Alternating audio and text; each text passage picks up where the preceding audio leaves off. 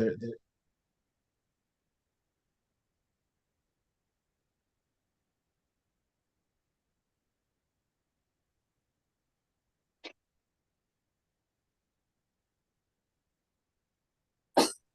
Ha!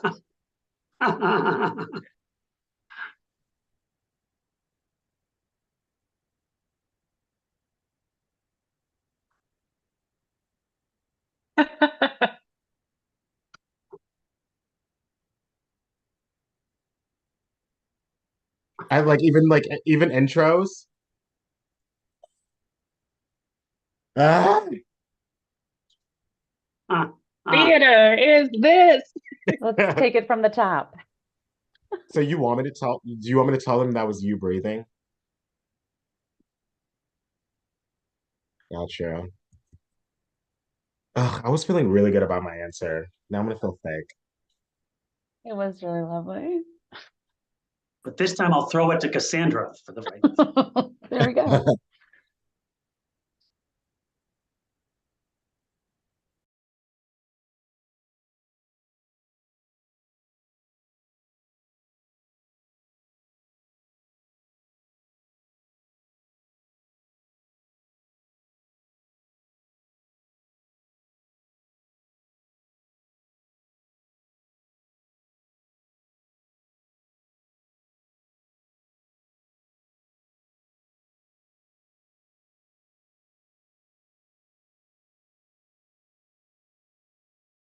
Hello again, and welcome to Thank You Five. It's a weekly show hosted by Strawdog Theater Company, where we bring you theater artists from all over the world, with where we have a conversation about live theater in a digital world, with the spirit of innovation and gratitude.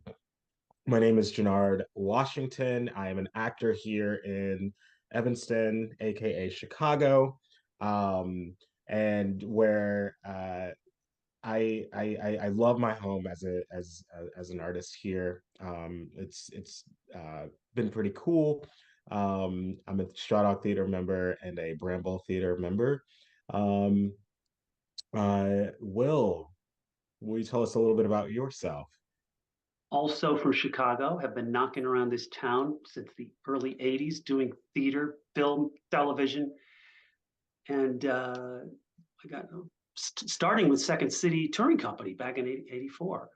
And but soon to come, a play called Being Seen, which is going to be at the Den Theater starting in mid-June. So I'm gearing up for that. I'm learning lines frantically because I got to be off book by first rehearsal. Now I'm going to throw it to Cassandra.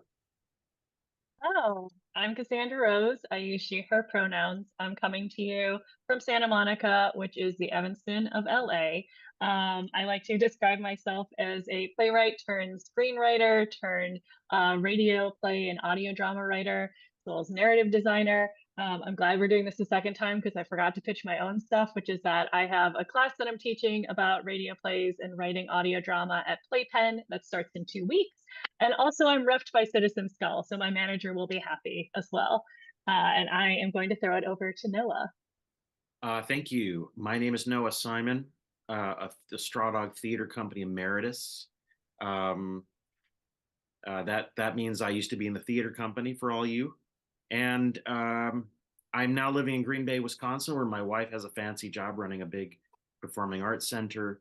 And I think I'm definitely going to talk more later in the conversation, I'm sure, about what it's like here, coming from spending my entire adult life in Chicago and working in Chicago community theater, or the Chicago theater community, sorry. Um, uh, so yeah, that's all I have to say at the moment. Noah Simon, doing theater in Chicago since about 1993. And now, Eileen Tull.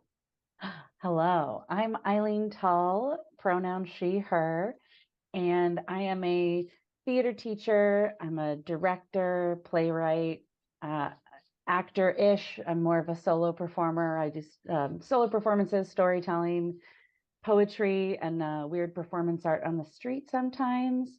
So like a good Chicago theater person, I've done a little bit of everything twice. just out of necessity. So, yeah. Awesome. Welcome, welcome, welcome, everyone. I just want to say to any viewer that may be watching, first of all, if you were watching from the beginning, sorry that we had to start over. You've already heard this. And the reason we're starting over is because Kyle had a whoopsie. If you were hearing creepy breathing, that was him. And he didn't want you to hear that in the final recording. So there's that. But if you are just coming on and you're seeing, if you see in our chat box that there's a link that you can click on, you can participate with us. We want to include everyone, not just our panelists, in the conversation. So if you have something you want to ask or a comment on someone's comment, throw that in that chat. That link should help you get to that. That being said, our first question that we like to ask everyone, and that includes you who may be watching, is what is theater? What is theater? Um, and in today, I was sharing prior that I think that theater at its core is a philosophy shared, that is just a composition of smaller philosophies told by actors, playwrights, directors, designers, that sort of bring um, that singular philosophy to an audience, where you sort of receive it or don't, and it sort of it moves you in some way. It affects you in some way, whether that's in the way that it was intended to. It's completely up to you. That's how important the audience is. And I was sharing earlier that I've just seen a Red Orchid's production of Is God Is, um, a very wild ride of a show, with a lot of actors and designers with lots of these, I guess in my own words, philosophies, that didn't leave me with this is how I should have left the theater feeling, or this should have been my take. I was having conversations with several audience members that night, and what we took from that were vastly different things, and that just kind of goes to show you the magic of every individual's hand in that piece, what that can do to an individual, and I think that's what makes theater vibrant and vital and important. Uh, yeah. Anyone else want to share their thoughts about what theater is to them, or Johnard, I'm glad you brought up the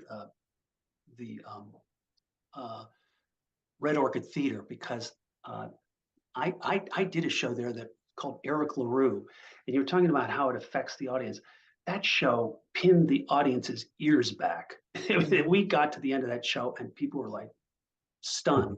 So I think, just to build on what you said, it can enlighten, it can anger, it can motivate, it can just stun, it can awe, it can bore. But hopefully it's one of the earlier ones. And if a coagulation of artists can bring a playwright's words to their full potential, it can be magical. Magical.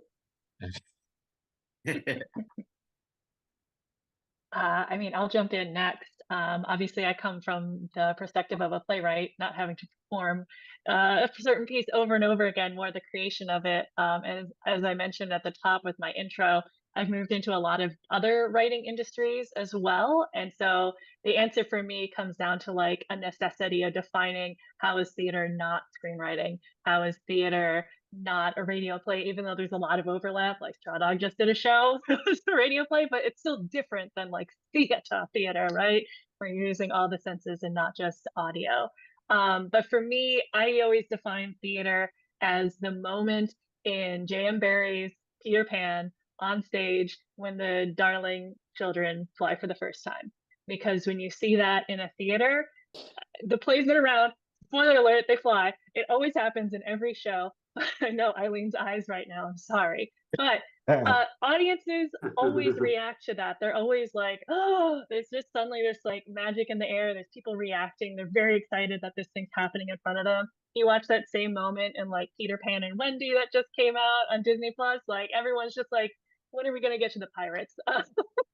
Like they know that's a beat that they have to hit. And it's just that magic and that liminality of us knowing that this is a story being told to us by people rather than an image flickering across our face or something that we're pressing a button in a video game to interact with. And it doesn't have to be high tech for that to be theater. It can be a similar, smaller thing that is that liminality of like not a concrete thing that's happening. I think a lot about the neo-futurists in Chicago and elsewhere. I love their style of DIY. They'll pick up a book and suddenly it's a bird because they're flapping it. That's something that's theater as well, right? If you did that in a screenplay, they'd be like, why didn't they just CGI some birds in there? So yeah, that's my answer for how I specifically point to an example of what is and isn't theater. For me, there's a simple answer and there's a complicated answer. Let's hear them both. The simple answer is that theater is storytelling. It's a form of storytelling. And if we look at it in terms of, a big umbrella with a smaller umbrella and a smaller umbrella, storytelling is the big umbrella, theater is the slightly smaller, and then everything else that happens in life falls under theater. That's my simple explanation, is that it's storytelling, and storytelling happens everywhere we go in every interaction that we do. So let me qualify by getting a little bit more into the more complicated answer, which is that my personal view of what theater is has changed significantly over the last several years. Prior to starting to teach, I was entirely an actor, occasionally a director, occasionally, producer, whatever I needed to be, just like Eileen. And since I've started teaching, and especially since I've not only started teaching, but also living in Green Bay, Wisconsin, I've begun to understand that theater is whatever people need it to be. So, for example, I teach a class, very basic general education requirement called Introduction to Theater or Introduction to Live Performance. This is a class for non-theater majors. And at first I was like, oh, come on, I got a master's degree to teach these people. I thought I was going to be the next Sanford Meisner. But in fact, I've learned more about theater, learning how to teach that class, than I did in all of my time being an actor, which is both egocentric and ensemble-centric. But you're not really looking at the bigger picture because you're still expecting audience members to walk through your door instead of going through their door. So now that's my complicated answer, is that theater is what people need it to be. And I think this is my opinion, that I as a theater maker, need to take my art to the people and let them influence what that theater is, because I want to tell them the stories that they want/need to hear. That's theater to me.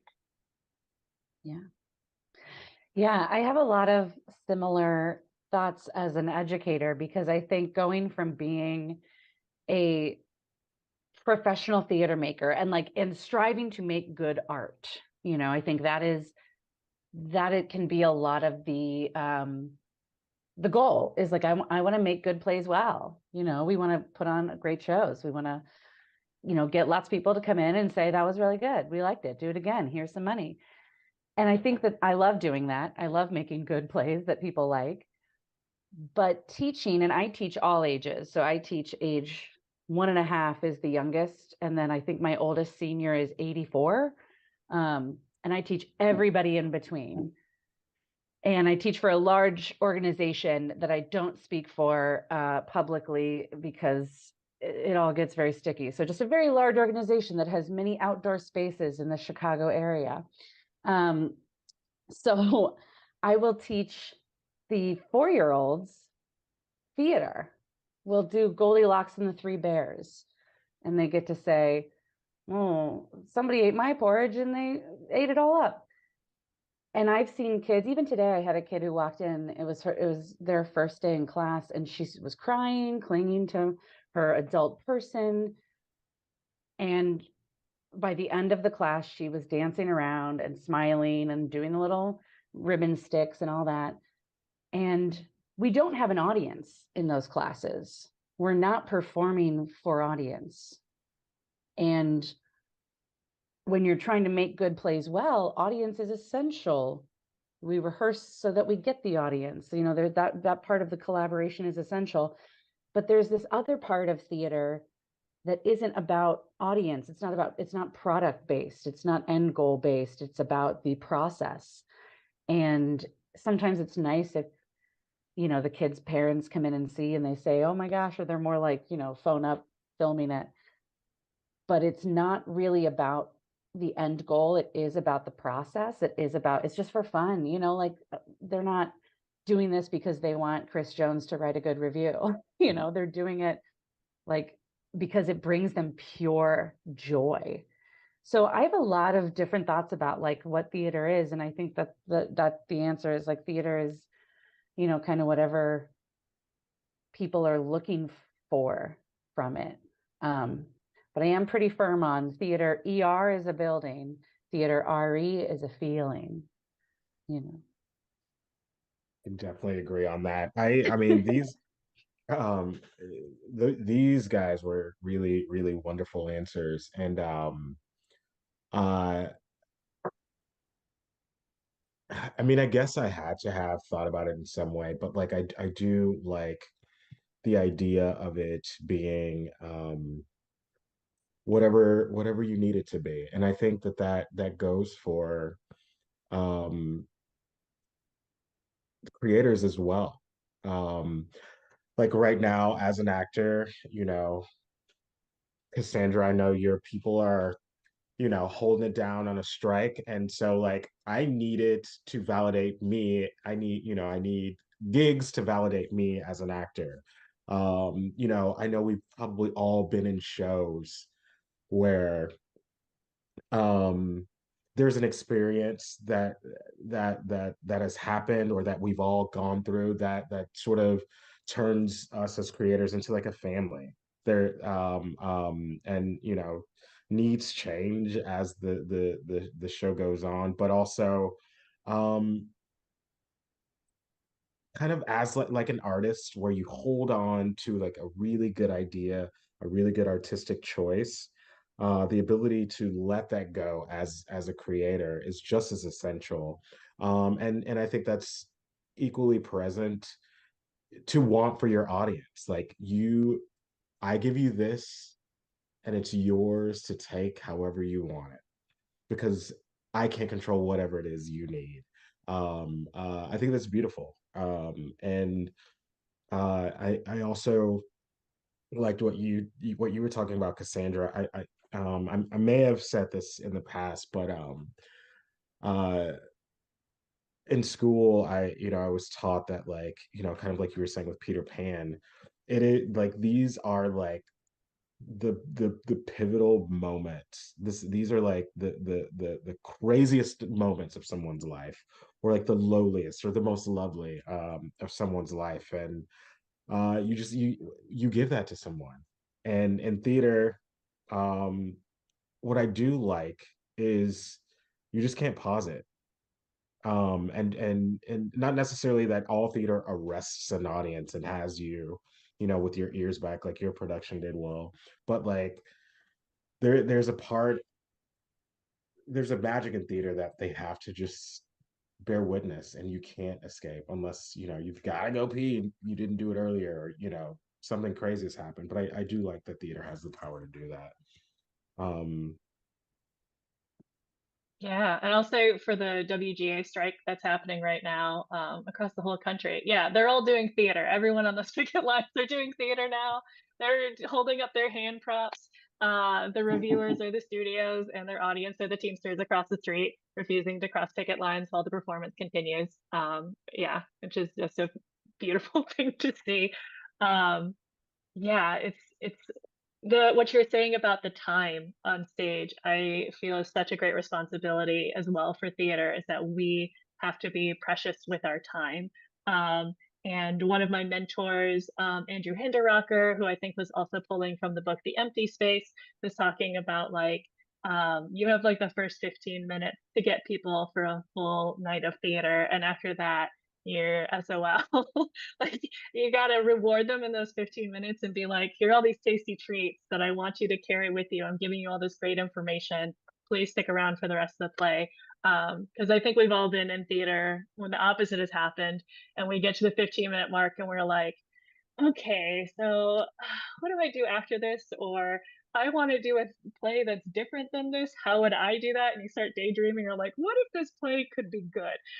Something like that. And then suddenly you're having a different experience. So I always see that as a great responsibility when I'm writing a play that I don't have to be quite as responsible with for the other formats where somebody else is deciding what gets cut, what makes it, etc. It's like, oh, I have to be the arbiter of the timekeeper for all of this. So that is definitely a definition I would use for theater as well. I mean, I've written some of my best outlines during bad plays, just Yes. on the sides of programs. I still have like a couple programs that I literally wrote outlines on that became, there's one that became a solo show.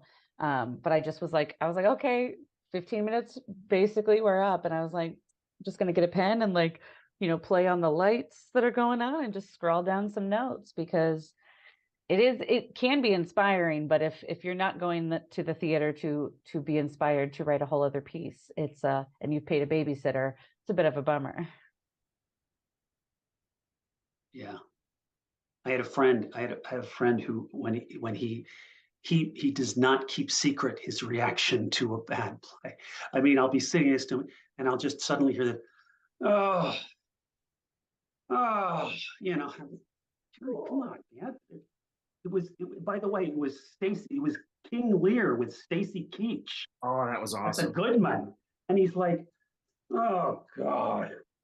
And I thought, Noah, what did you think that was a good production? I really was that bad. I thought Bob Falls went right back to his storefront show, roots, and brought something on the Goodman stage that was interesting and daring. It was interesting, and there was plenty of nudity. Yeah. Stacy Keach was brilliant. He was brilliant. Yeah. He drove a car on stage. Goodman. # too much money. I will say, on the flip side of like taking things I've learned from theater into screenwriting, I just recently won Austin Film Festival with a scripted digital series that I made out of 10-minute plays originally. And I was like, how do I make this for the screen? How do I adapt this? And there were things that had to change and cuts. But one of the main things that I kept is that it was like each episode's going to be 10 minutes long, like the original 10-minute play was. And it's going to be one scene. It's going to be a couple characters. They're going to be talking to each other in this bar, interacting, but it's just going to be one continuous thing. And I had so many screenwriters read it and be like, how were you able to sustain these two characters talking for 10 minutes and things happen?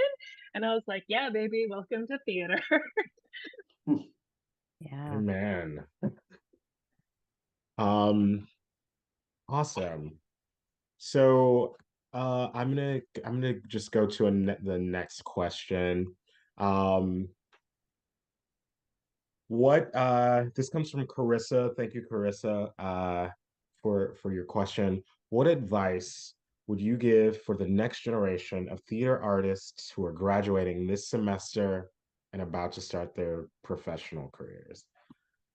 That is a wonderful question. Eileen, what would you recommend? Yeah, I mean, it's sort of always tough to be like a 22-year-old who wants to do theater and make it big and, go out there. But I feel like these past couple years, with the pandemic and the radically different landscape of American theater, of Chicago theater, of world theater, it's a kind of a totally different ball game. I feel like the advice that I would give is to not start your own company for 2 years. Give yourself 2 years, because we're all going to do it. We all are going to start a little project, a collective, and, but take 2 years. And I gave this advice to someone who's new in town recently, and I was like, go to people's shows and like go up and compliment them and like, do it sincerely. But to go compliment face to face the people whose work you enjoyed, or reach out to them over email or comment on social media, one, that person who's getting that compliment is going to be like, what a smart little person this is, they liked my thing. But also, it's just a great way to like start the conversation, as opposed to a, oh, hi, I hear you're a big theater director in town. Can we go to coffee and you give me advice? Which is emails that I sent out when I was 22. I'd be like, dear Bob Falls, let's go get some coffee. But if you at least are connecting about the work, I feel like if you're trying to make these connections about the work, then, to start from there. And obviously that it should all be a little bit authentic. It shouldn't be, totally made up. I want to jump in and agree wholeheartedly with Eileen. But I'm also going to say that in my experience, you shouldn't wait for other people to create opportunities for you. You should be entrepreneurial. You should, whether you want to produce musicals and,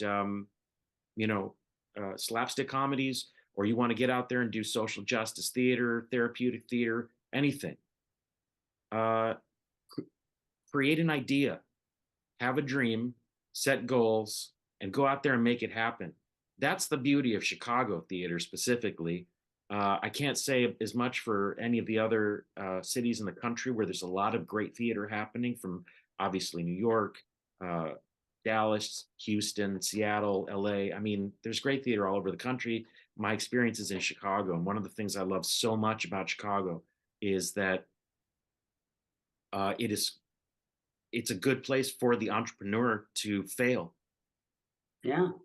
And to be clear, because like you guys understand, but to someone who's 22 about to graduate and is shitting their pants, sorry educators,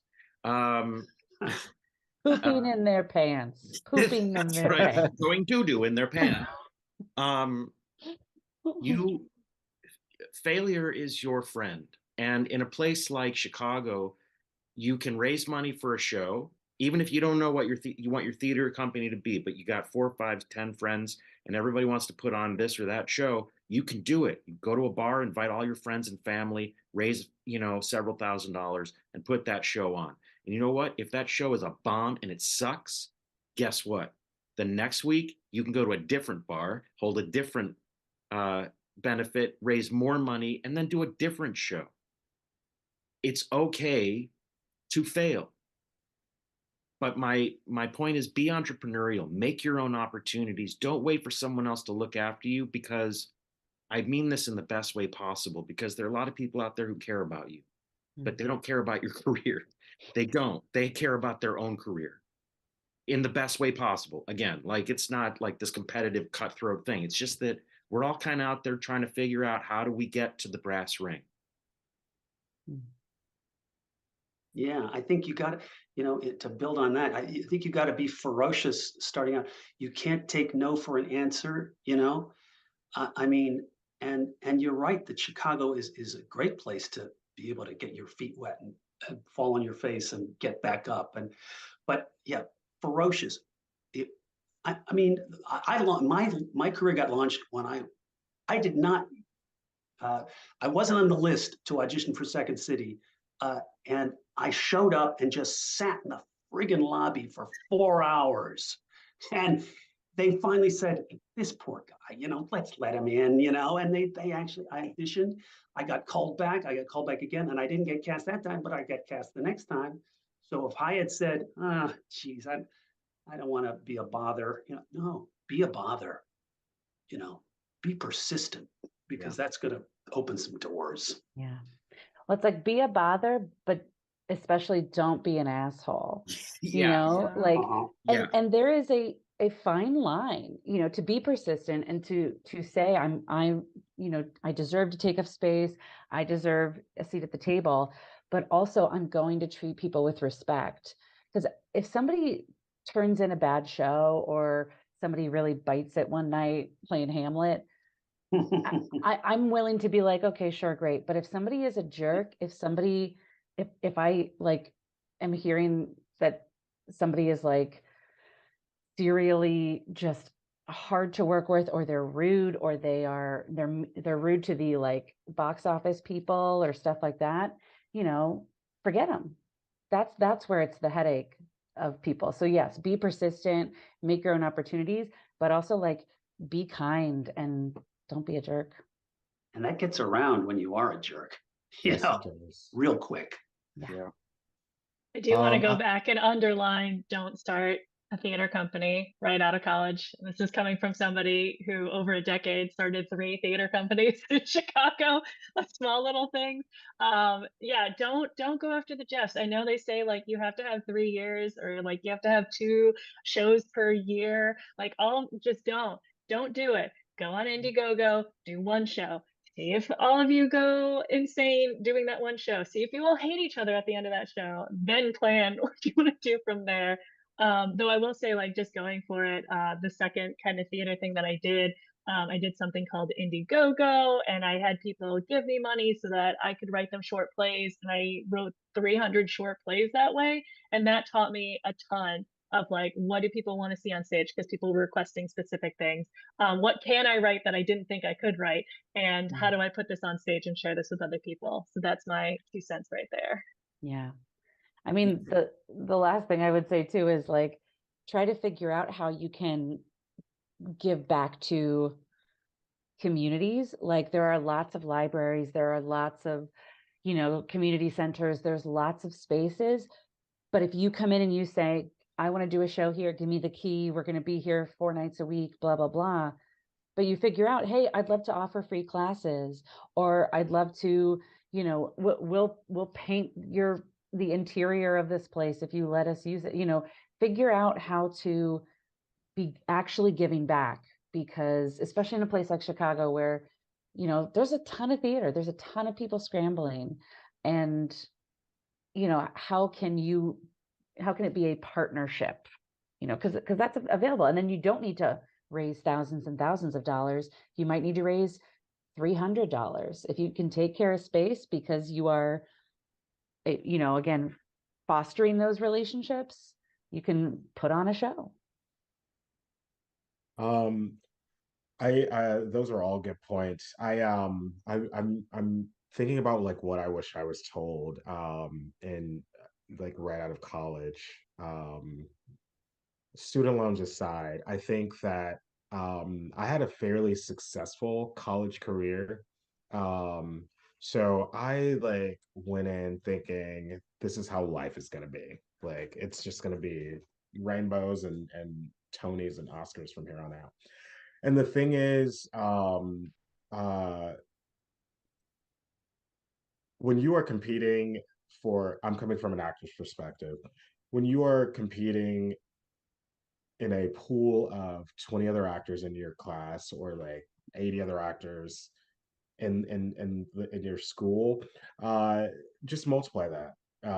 Like it's huge, no matter if you live in a big city or a small town.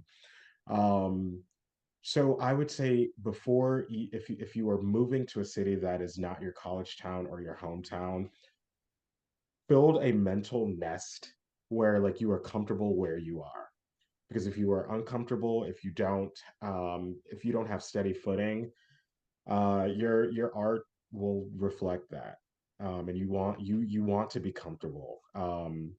I think the next best thing, instead of becoming the next big actor, next big star, next big costume designer, is kind of like Eileen said, just like go see stuff, go talk to people, go.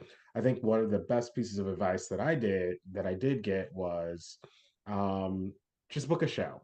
It doesn't necessarily have to be your favorite thing. Just book a show, and I think the intent behind that is just get in the circle, and you sort of figure out where you fit in as an artist, and what the city brings, and it's certainly, um, it was a red tape theater show, which I eventually became a company member of.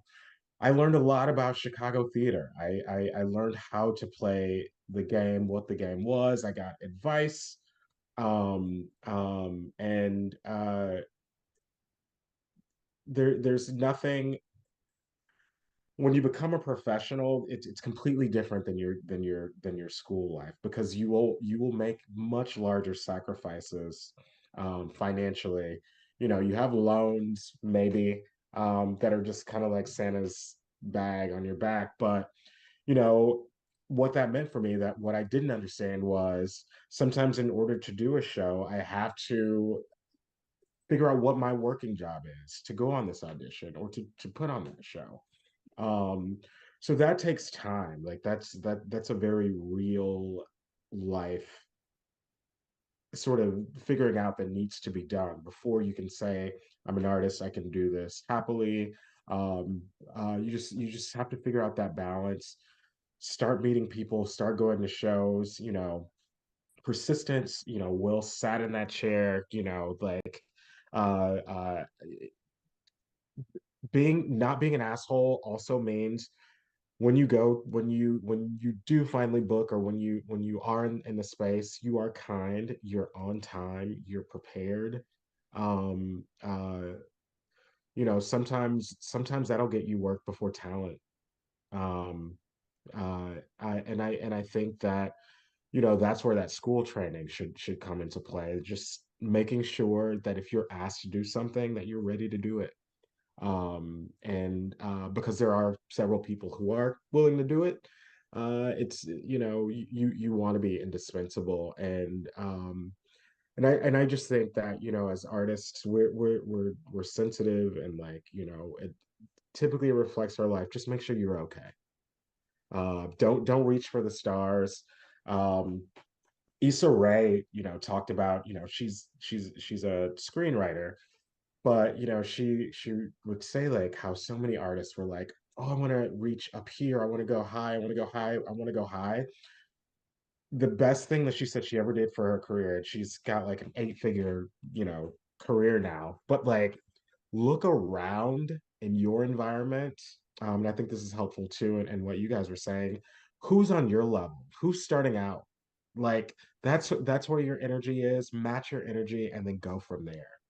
You know what I mean? Whether that's going to shows together, sitting down, like writing stuff and like filming things, or whatever. Just like, um uh don't put your worth or yourself to, the top of the top in whatever place you're in. Like, figure out who wants to create, who's ready to create, and like, and let that energize you. And Yeah. that'll take you to different levels, go up and down, blah blah blah blah blah. But like, the point is to make art, to have people see it, and to continue doing it. Yeah, it makes me think of, I heard someone say this once, of like, your big break happens a bunch of times, Yeah. like, especially in what you think your big break is going to be. I just did this really horrible thing for myself where I was like, oh, let me look back at how many like big things I ever applied for and didn't get. I wonder Lord. how many it was. I know. I was like, what kind of evening was that for me?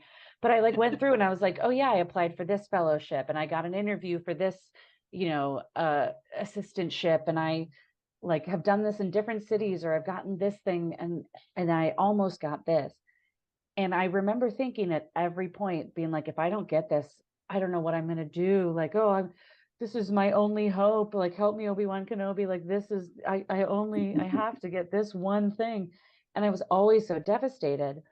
And now, many more rejections later, and being in my 30s, it's like, okay, well, I guess I don't have to worry about that thing that I got rejected from. It's you just you build up a little bit of armor, but also you do have to tell yourself like my yes is coming, and if I'm dissatisfied with all the no's, like I've got to pivot.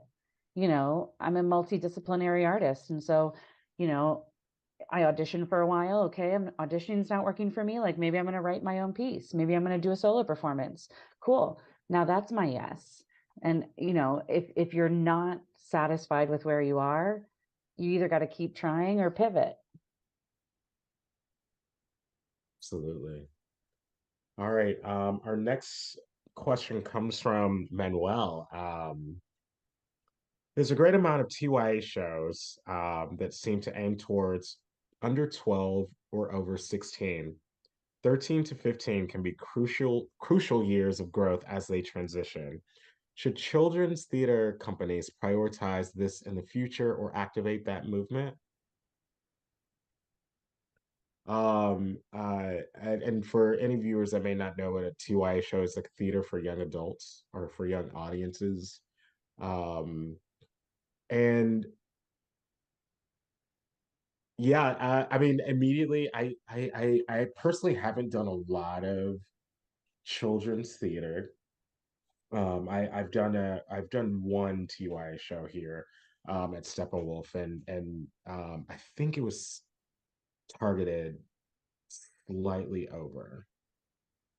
It's been many, many years, but um, I all I can say is like that's a yes, Manny. That's like crazy, crazy, crazy years, and I definitely do think that theater companies should figure out like this crazy, crazy time in life. If that's if I'm understanding your question correctly, like um I'm sorry, I'm gonna stop this thought. Eileen, what do you Yeah. think? Well, it's interesting that specific age, 13 through 15, which is middle school, which is everybody's, Mhm. all of our favorite time in life. And it's sort of like when we talk about what does an audience want to see, or do audiences want to see themselves reflected on stage? And for 13 to 15-year-olds, like what are they thinking about?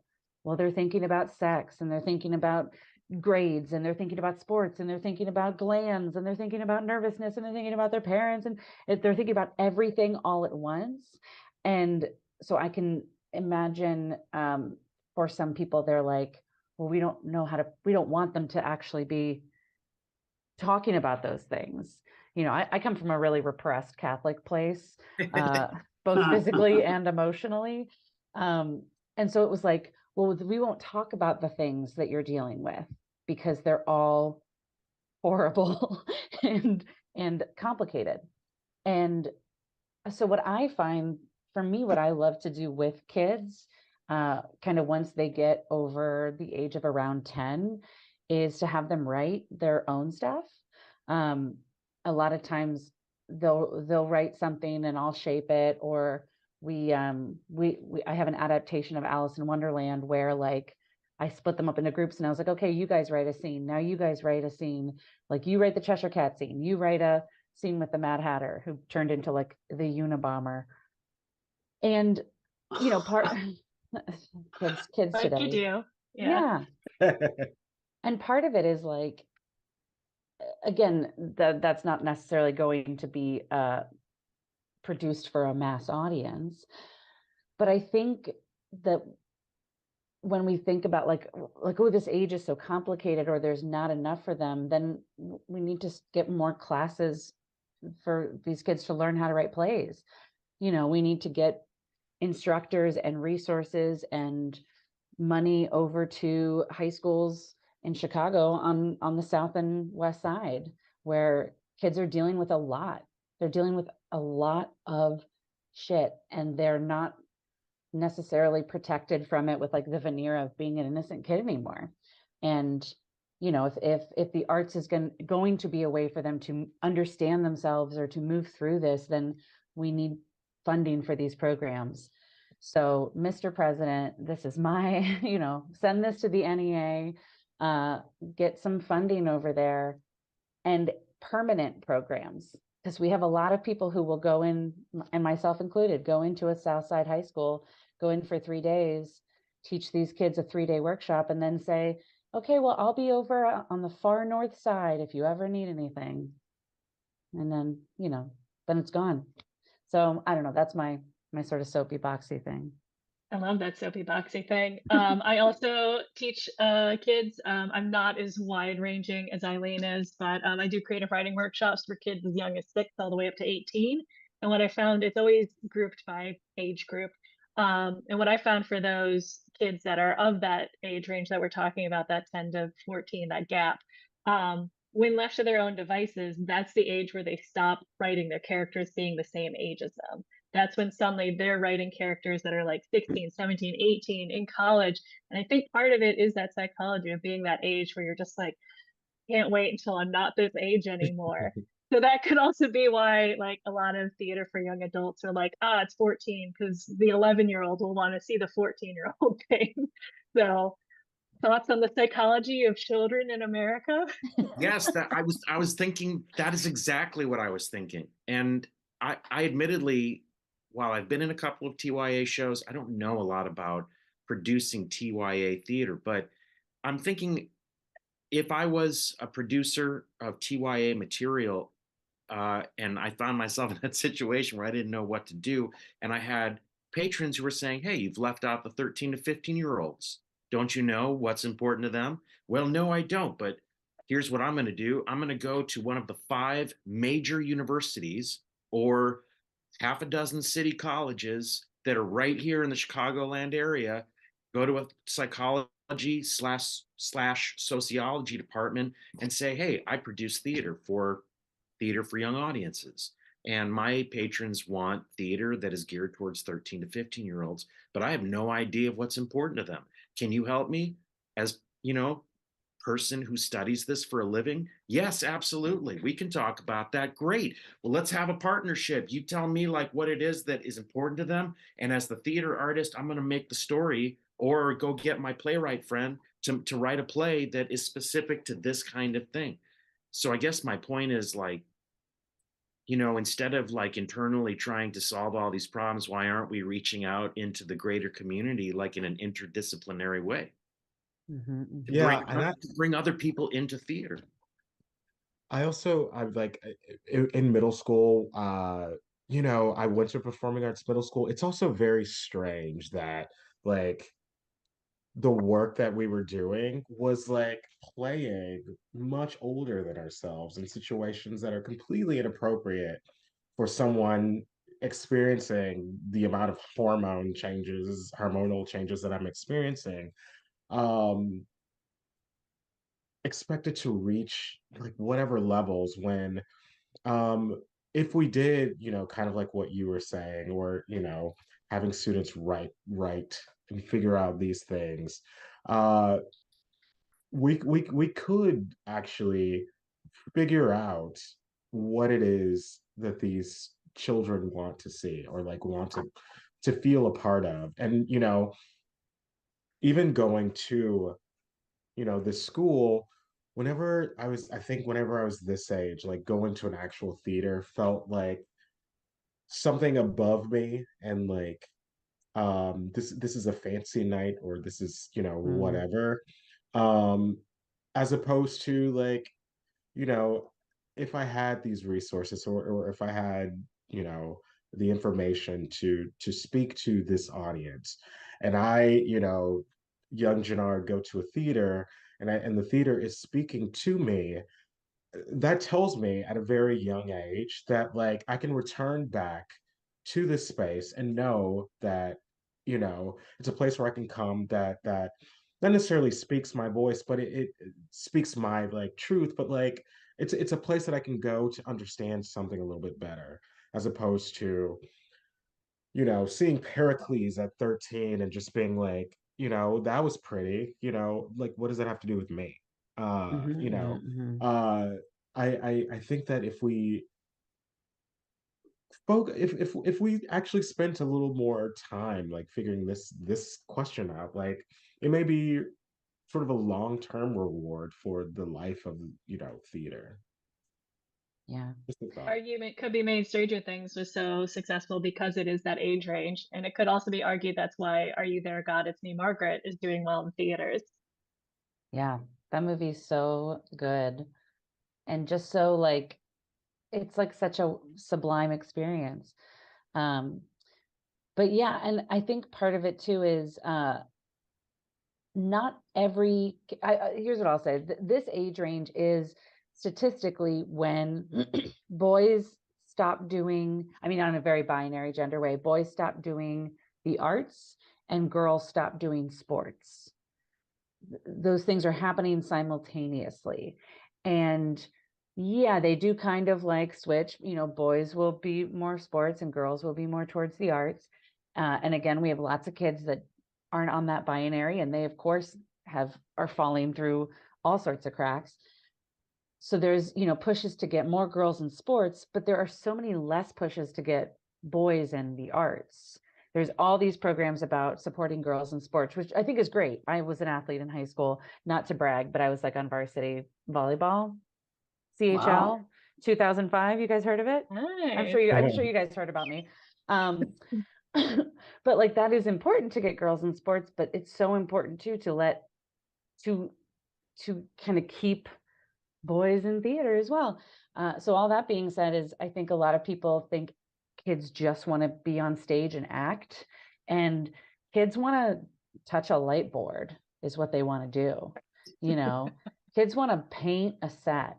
So to teach kids and to involve them in all these different all these different aspects of theater in an organized way, but like to watch a kid be activated by tech stuff is incredible. And when they go to field trips, you just get to talk to the actors, so like, where the backstage tour, where's the stage manager who doesn't want to speak publicly but like has to come out now and talk to all these kids.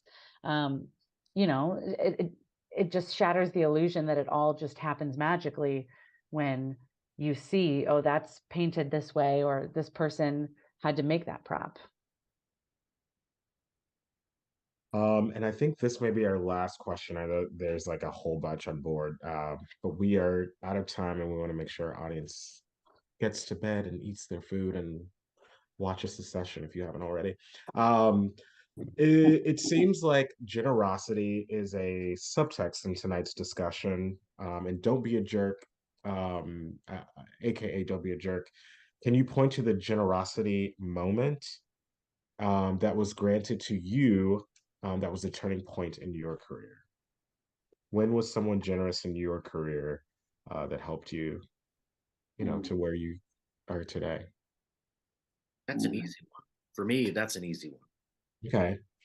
One of the hardest areas of acting to get into is voiceover. Everybody wants to do it, and there just isn't enough work to go around. But it's something I've always been interested in, and the act of generosity that benefited me was that two of my friends, Bill Smiley and Derek Nelson, both represented at this agency called Grossman Jack Talent, and both doing quite a bit of voiceover work for them. Each coached me on how to make my demo. Bill helped me make my demo in his living room. I had another friend who is a DJ who's like, yeah, I'll put music on that and sound effects. So I didn't have to pay for my demo. So I had a total of 3 people who came together for no other reason than to help me to achieve this one particular goal. And it sent me on a particular path down voiceover that's been really interesting for me and continues to this day. But it was a selfless thing for those guys to do, and I hope to carry that generosity into the world to pay it forward.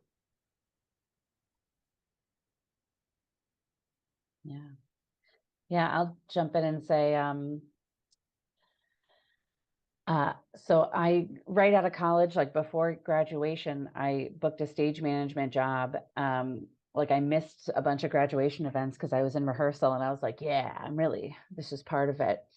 And one of the performers in that show was Lindsay Perlman, who was a longtime Chicago performer, longtime LA performer, passed away last year.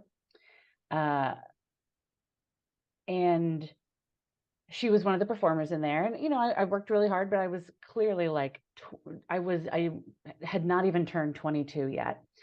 So, I did my best, but I pressed some buttons. I then applied for other positions and other jobs and other theater companies. And I applied for a marketing thing with Theater 7 of Chicago, which is a now defunct company, but was around for quite a long time. And I got, the marketing assistant job. And when I first met with Brian Golden, the artistic director, I was like, yeah, I'm so excited to work with you. He goes, yeah, well, I saw that you had done a show with Lindsay, and I asked her how you were, and she just sent me a huge email about how great you were, and yeah, I really couldn't miss out on you, and that you were so in demand and so great. And just, I trusted her word on, then it was sort of automatic. And through that job at Theater 7, I met, some of my best friends to this day. All of the different ripples of my life are because of that.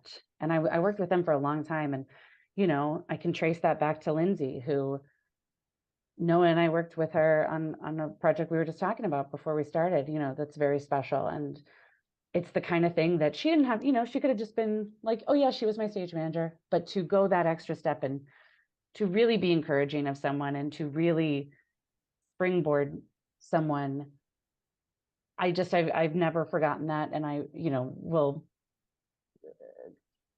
owe my career to her in a lot of ways, and also have tried to pay that back. And so when you work with someone who's young and hungry and kind and excited, how can you mentor them? Who can you recommend them to is sort of one of my favorite things to be able to do now, is to say, hey, met this dynamite person. They're great, to connect people and to be that Lindsay for them. Oh yeah, Lindsay Perlman was in. I wrote a musical called Two for the Show. I co-wrote it with my friend Jim Fitzgerald. She was the female lead, and I was in it with her we were in for 6 weeks at Theater Wit, and she was a godsend. Yeah. Oh God, what a wonderful person. Yeah. I wish I had a story as good as that one, but I guess I'll give a shout out to my old vaudeville partner, Jimmy Fitzgerald. We formed a show. We started doing it upstairs at the Red Lion, and the reason we did that was because Jimmy worked as a bartender upstairs at the Red Lion, and he got the space for us. He arranged for the piano player. He did a lot of the legwork, and that show we ended up performing together. It was just the two of us with a piano player for 9 years. And we played in Milwaukee, we played in Minneapolis, and he taught me so much about just being on stage, and he was just a wonderful theater artist, and it rubbed off. So I don't know if I can give him credit for my career, but boy, after leaving Second City, I wasn't sure what the hell I was going to do, and that was a godsend for me. It didn't start my career, but boy, it's saved it a little bit. Yeah. As a playwright, it feels like a great generosity and kindness anytime somebody's like, send me your play, or I'll read it, or I did read it, or I'll come see your play. But I guess if I had to choose one solid moment, I felt like I was hitting my head against the wall for a very long time in Chicago, because there's only so many times you can self-produce, and only so many times you can be like, hey, do you want to read a play? And I kept getting really close to things, which I think a lot of people can speak to. But one time I got really close to things. It was at Chicago Dramatists, And the artistic director at the time, Megan Beals, like called me up and was like, "Hey, let's get coffee." And I'm like, "Oh my God, this is it. I applied to be a resident playwright. I've applied to this for like 5 years. One year I got the feedback that like there wasn't anything wrong with your application. Your play just wasn't good. We don't have any feedback for you." So like that's where the level was at before this. And the fact that she wanted to take me out to lunch, I was like, she wouldn't take me out to lunch if it was better than that. And she took me out to lunch and she was like, "You're not going to be a resident playwright." And I was like, "Okay, I'll fold that in." She's like, "But I'm starting this fellowship program for folks that are in that level right below it, or like we want to create that space for folks to get to that point." And so, as part of the inaugural class of Hetero Fellows, named after Russ Hetero, and I met really wonderful people. There were 6 of us. We're all doing amazing things. I won't have time to name drop everyone, but I will name drop that my mentor through that, because we were each given a mentor, was Laura Jackman, who is like the reason that I was like, should I move to LA with my partner who just got a job at Google? Like, is there room for a weird playwright like me? And Laura's like, yeah, I'm writing for Grace and Frankie. Come on out. And then like during pandemic when things were shutting down and it's like, what do I do? I have a high risk partner. How do I like keep myself safe and creative? And I was like, "Laura, you wrote for Telltale Games for a while. You've written for video games. Like, do you feel like I have the skill set for that?" And she was like, "Yeah, just apply for stuff, see what happens." And like, that's how I ended up working for a video game company that adapted romance novels into Choose Your Own Adventures and shipped 3 titles over a year. And so like, I can also like draw a direct line from like Megan being like, "You're not quite good enough to be a resident playwright. I'm going to put you in this hetero fellowship," and me going to Awesome Film Fest and winning. So I guess that's a good point to point to. Mm. Mm. I say good for you. No, good for you, because a lot of people would have heard you're not going to be a resident playwright and been so discouraged.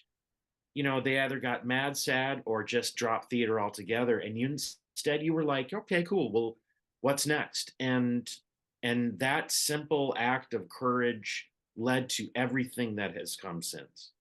Yeah. And then I rewarded her for letting me into this fellowship by being like, "Great, I'm going to write a 7-hour play that has a picnic in it. And that will be what I do with my fellowship." And she was like, "Godspeed." The right choice. Like, you're welcome. Yeah.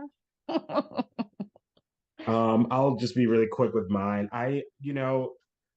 There's nothing that I could feel good with if it weren't good about in my career if it weren't for the support of my friends who are and aren't theater makers. It's always nice to have people who consistently come to your shows, who show up to help you film an audition, who